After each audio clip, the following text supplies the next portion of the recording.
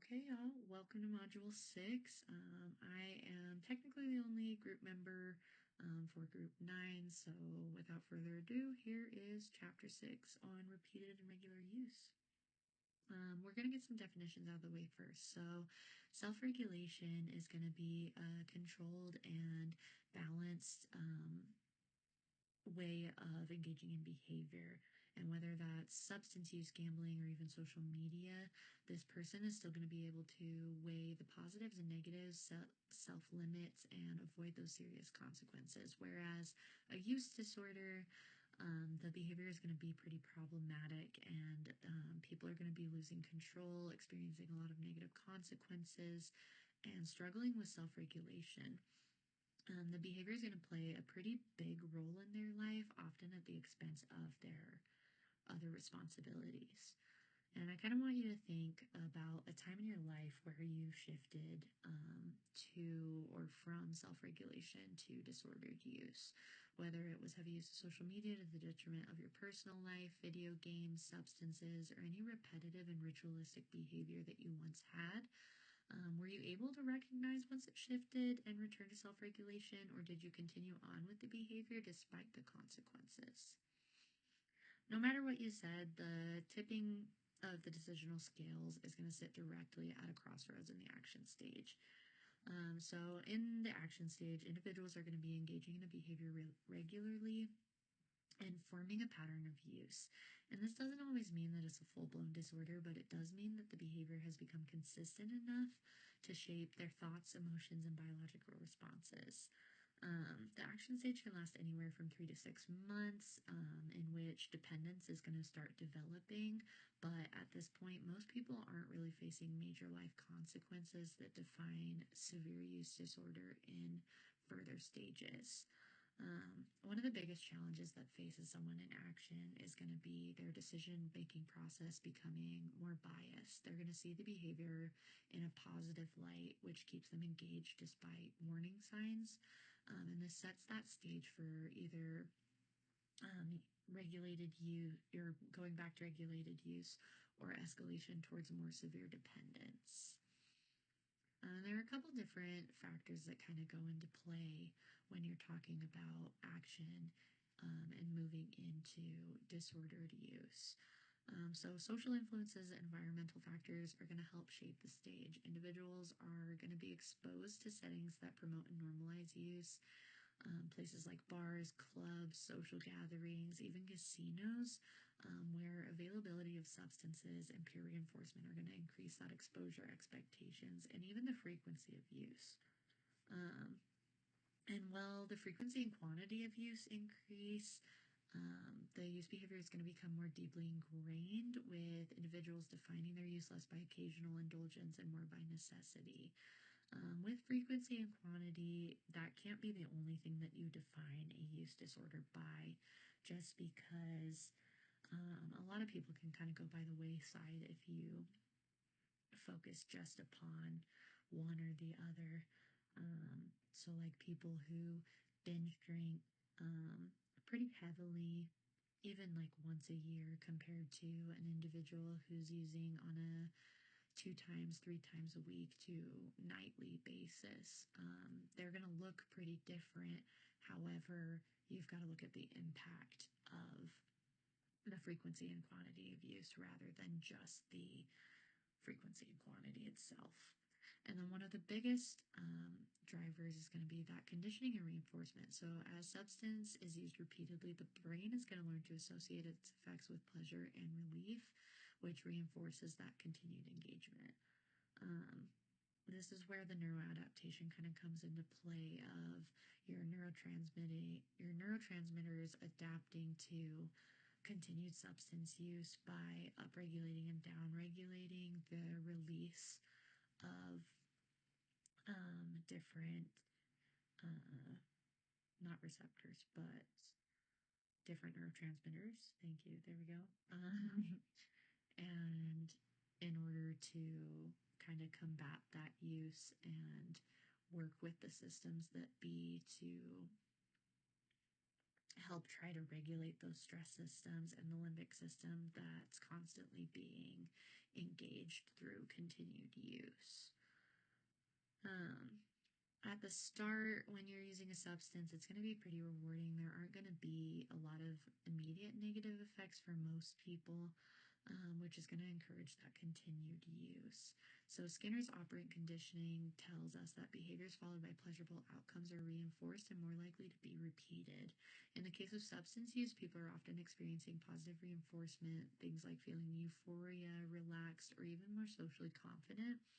And these rewards are going to make the brain associate use with pleasure, increasing the likelihood of repeated behavior.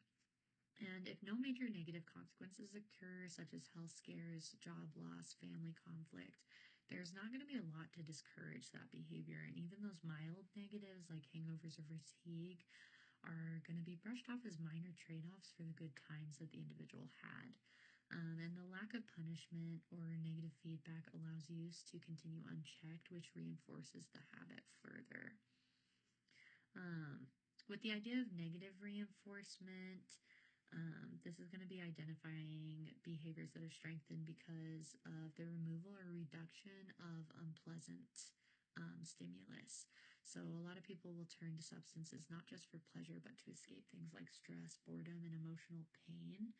And over time, this use behavior is kind of going to lead to a narrowing of interest in social circles because this individual is going to start seeking out other people who engage in similar patterns of use, and who aren't going to be judging the individual for their regular use behaviors.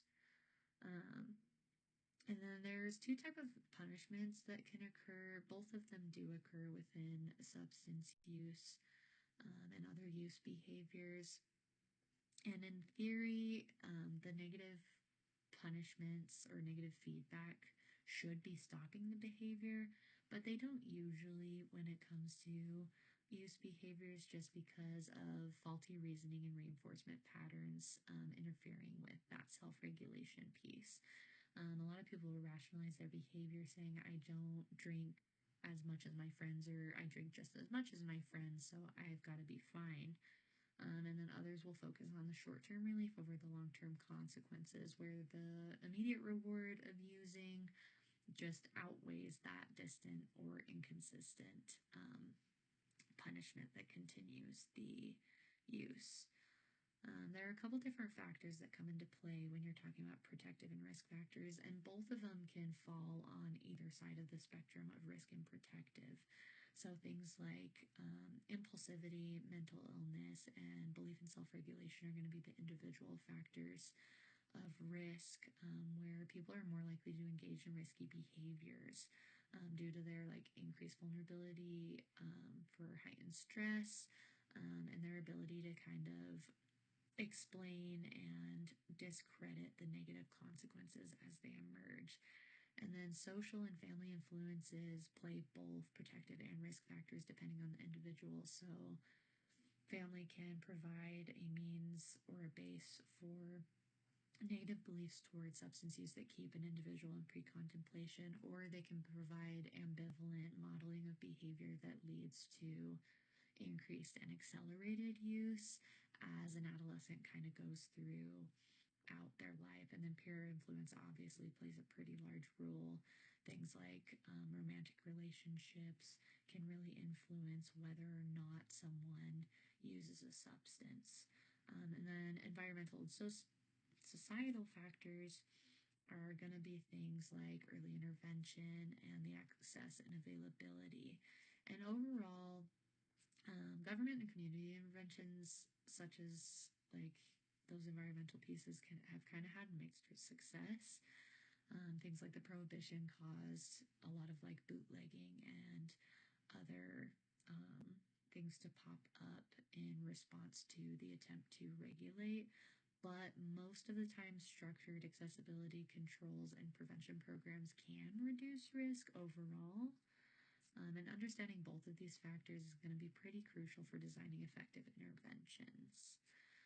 So as far as effective interventions go, you're going to want to make sure that you're leveraging ambivalence and negative consequences. So for each individual, they're on this tipping scale And they can sometimes see those negative consequences, but they still rationalize their use. So the use of real life consequences that they're currently facing is going to be able to really help shift them and their ideals out of the rationalization and capitalize on those pre-existing doubts that they have. And providing alternative reinforcement is also going to be pretty important. Introducing healthy coping mechanisms such as exercise therapy and social activities.